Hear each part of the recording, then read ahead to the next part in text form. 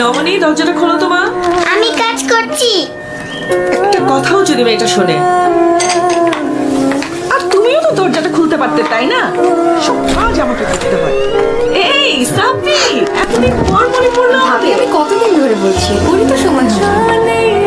নবনী কই?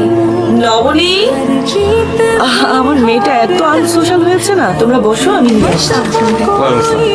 আসলে হয়েছে কি জানো, নবনী না অকারণেই সাব্বিরকে ভয় পায়। সাব্বির? ওকে তো একটা পিঁপড়াও ভয় পায় না। নবনী, এসব কি নবনী? সাব্বির চাচুকে তুমি দেখো না আগে? আসো। আমি সাব্বির চাচুর কাছে যাব না। সাব্বির চাচু